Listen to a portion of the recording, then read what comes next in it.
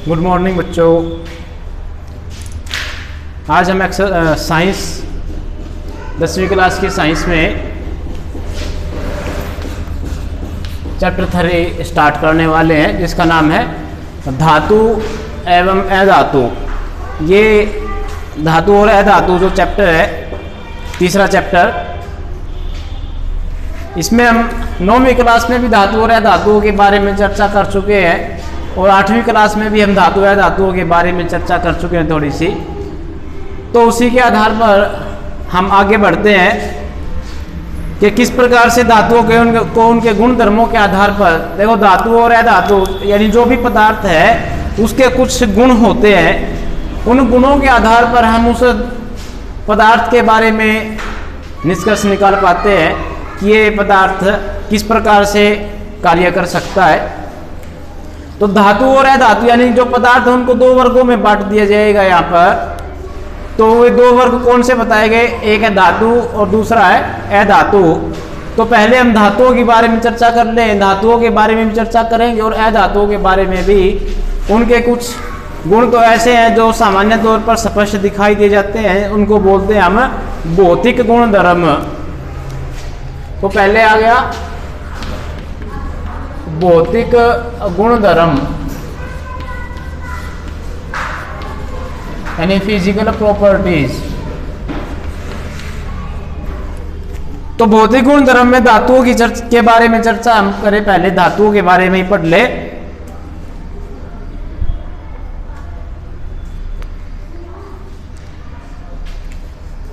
तो सबसे पहले भौतिक गुण धर्म क्या है धातुओं का। धातुएं जैसे आयरन हो गई, copper, aluminium, magnesium, sodium, zinc, इस टाइप के जो आसानी से मिलने वाले पदार्थ हैं, आप उनको देख सकते हो कि अगर हम उनका एक छोटा सा सैंपल ले ले, उसको आप किसी चीज़ से रगड़ोगे तो रगड़ने पर उनके अंदर जो जहाँ से आपने उसको रगड़ा है तो उस पर एक विशेष प्रकार की चमक आ जाती है। ऐसे आप लोहे की किसी वस्तु को रगड़ते हो तो उस पर आगे जहाँ से आपने रगड़ा है वो चमकीली हो जाती है वो सतह। तो धातुओं को जब रगड़ा जाता है यानी अपने शुद्धतम रूप में धातुएं कैसी होती है, चमकीली होती है। धातुएं चमकीली होती हैं। तो पहला गुण धर्म इसका धातुएं चमकीली होती है। धातुओं के बारे में बात करें हम, यानी कि धातुओं के अंदर धात्विक चमक होती है, यानी जो ये चमकने का गुण है इसको बोलते हैं हम धात्विक चमक। लगभग सभी धातुएं चमकीली होती है अपने शुद्धतम रूप में। दूसरा गुण धातुओं का दूसरा गुण है कि जब हम धातुओं को सामान्य तौर पर छू करके देखते हैं तो धातुएं कठोर भी होती है, उनमें कठोरता होती है। सामान्य तौर पर धातुएं कठोर होती है। कोई एक आधी धातु ऐसी है जो कठोर नहीं होती सामान्य तौर पर, नहीं तो तकरीबन धातुएं कठोर होती हैं। अब कुछ धातुएं ऐसी है, कुछ क्या लगभग सभी धातुएं ऐसी है जिनको अगर हम किसी चीज से पीटते रहे तो वे बढ़ जाती है, लंबी हो जाती है, चौड़ी हो जाती है। तो इस गुण धर्म को बोला जाता है आघातवर्ध्यता।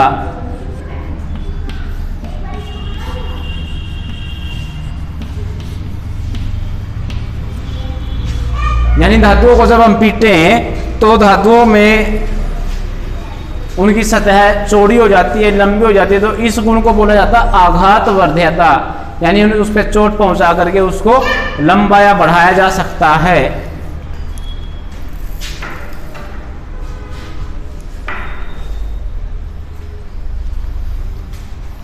तो धातुओं में सामान्य तौर पर सभी धातुओं में आघातवर्ध्यता का गुण पाया जाता है। इसी प्रकार से धातुओं का एक गुण और है, वो गुण क्या है? अच्छा, सबसे ज्यादा आघातवर्ध्य धातु कौन सी है? सोना और चांदी जो है सबसे ज्यादा आघातवर्ध्य धातुएं हैं।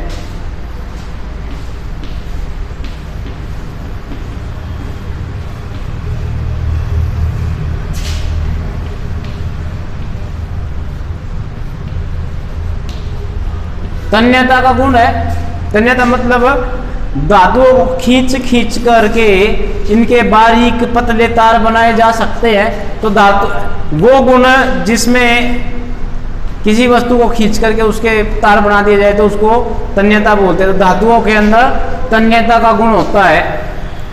सबसे ज़्यादा तन्य धातु है सोना और चांदी, सबसे ज़्यादा तन्य धातु है। सबसे ज़्यादा सोना, उसके बाद चांदी। ये इतनी ज़्यादा तन्य धातु है ये सोना कि 1 ग्राम सोने से 2 किलोमीटर लंबी तार बनाई जा सकती है।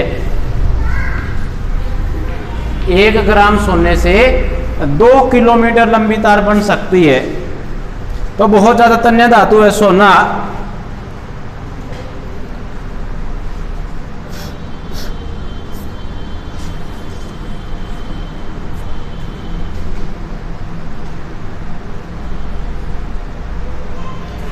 अब आगे आया इसी में धातुओं का एक गुण और है कि वो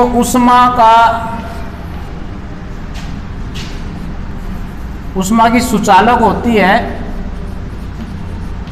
आप लोग देखते हैं कि आपके घरों में जो बर्तन होते हैं सामान्य तौर पर वे धातुओं के बने हुए हैं। हमें कोई चीज़ गर्म करनी हो तो हम बर्तन के अंदर उसको रख देते हैं और बर्तन के अंदर रख करके गैस पे नीचे चालू कर दें तो वो बर्तन गर्म हो करके उसके अंदर जो भी पदार्थ रखा होगा वो भी गर्म हो जाएगा। तो इसका अर्थ ये कि धातुओं के अंदर उष्मा को आगे पहुंचाने का गुण है, यानी उष्मा की सुचालक होती हैं धातुएं। लगभग सामान्य तौर पर सभी धातुएं उष्मा की सुचालक। इसमें सबसे ज़्यादा सुचालक है सिल्वर तथा कॉपर। सिल्वर मतलब चांदी, तो चांदी और तांबा सबसे ज़्यादा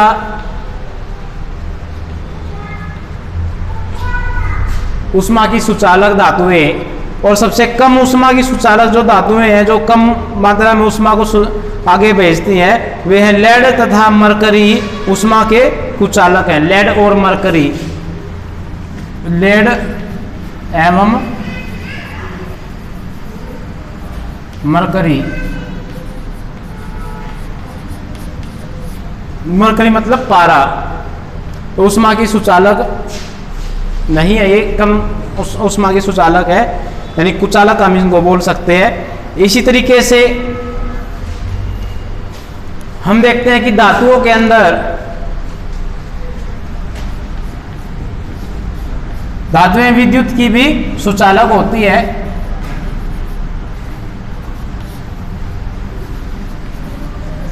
हम देखते हैं कि हमारे घरों में जो तार होती हैं, चाहे उसके ऊपर रबड़ चढ़ी हुई हो या ना चढ़ी हुई हो, वे तार या तो तांबे की बनी होती है या एल्यूमिनियम की बनी है, या कई जगह पर हम लोहे की तार भी देखते हैं। तो तार कोई भी धातु है, किसी भी धातु को आप चेक करेंगे तो उसमें बिजली का करंट पास हो जाएगा। हाँ, किसी धातु में बिजली का करंट कम पास होता है, किसी में अधिक पास होता है। कोई एक आध धातु मुश्किल से ऐसी होगी जो सामान्य तौर पर इसमें से बिजली का करंट पास नहीं होता, नहीं तो लगभग सामान्य तौर पर सभी धातुओं में बिजली का करंट पास हो जाता है। 7वां गुण इसका इधर लिख देते हैं, नीचे लिखा हुआ है विद्युत की सुचालक। 7वां गुण है कि जब हम धातुओं को पीटते हैं, धातुओं को जब पीटा जाता है तो उनमें से ध्वनि उत्पन्न होती है विशेष प्रकार की। तो धातुओं के अंदर धातुएं ध्वनिक होती है। जो ये गुण होता है उसको बोलते हैं ध्वनिक होना।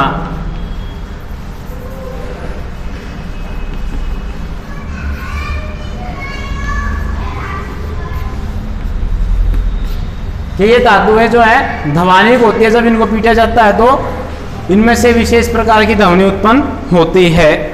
स्कूल की घंटी को आप लोग देख सकते हैं, घंटी बजती है तो विशेष प्रकार की ध्वनि उत्पन्न होती है। इसी प्रकार से अलग अलग धातुओं को पीटने पर अलग अलग प्रकार की ध्वनि उत्पन्न हो सकती है। जैसी धातु होगी, जैसा उसका गुण होगा, उसी आधार पर ध्वनि भी उत्पन्न होगी।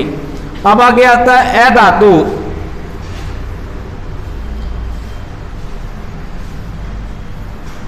हम ये पहले ही पढ़ चुके हैं, पिछली कक्षा में, पिछली क्लासों में हम पढ़ चुके हैं कि ए धातुओं की तुलना में ए धातुएं बहुत कम मात्रा में मौजूद है, धातुएं ज्यादा मात्रा में है। हमारी इस अब तक की जितने भी तत्व मौजूद है उनमें ए धातुएं कम है और धातुएं ज्यादा हैं। ए धातुओं में जैसे कार्बन है, सल्फर है, आयोडीन है, ऑक्सीजन है, हाइड्रोजन है, ये सब ए धातुओं के उदाहरण है। तो अब ए धातुओं के बारे में बात कर ले।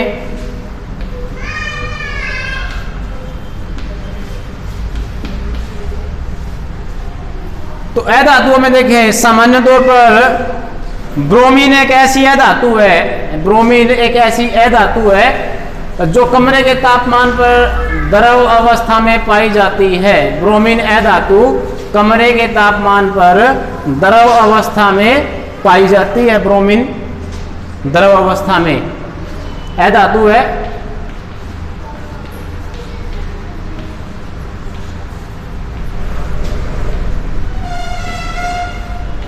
ए धातु में, और धातुओं में बात करें तो धातुओं में पारा यानी कि मरकरी एक ऐसी धातु है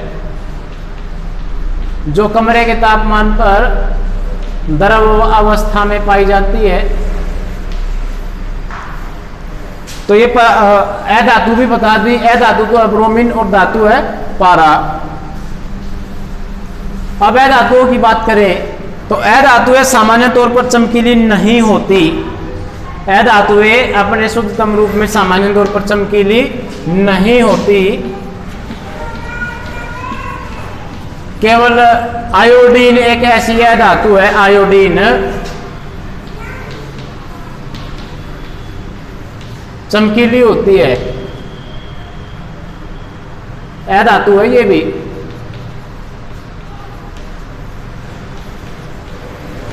ये चमकीली होती है। ए धातुएं कठोर भी हो सकती है और नहीं भी हो। जो ए धातुएं ठोस अवस्था में पाई जाती है वो कठोर होती है, और जो ए धातुएं गैस अवस्था में पाई जाती है वो कठोर नहीं होती। इसी प्रकार से ए धातुओं में आघातवर्धकता का गुण नहीं होता।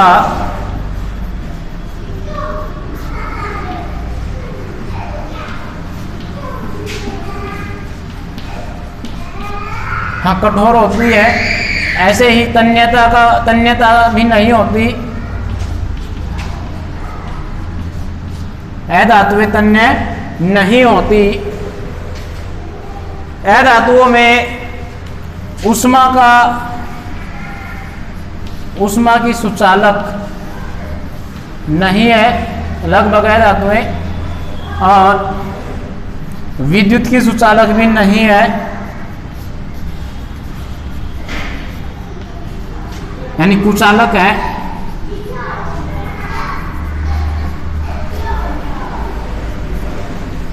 केवल ग्रेफाइट एक ऐसी है धातु है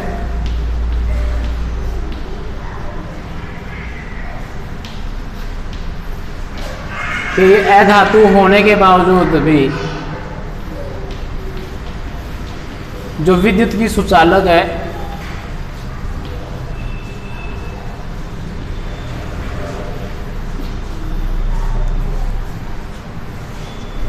अन्यथा सभी ए धातुएं विद्युत की कुचालक है।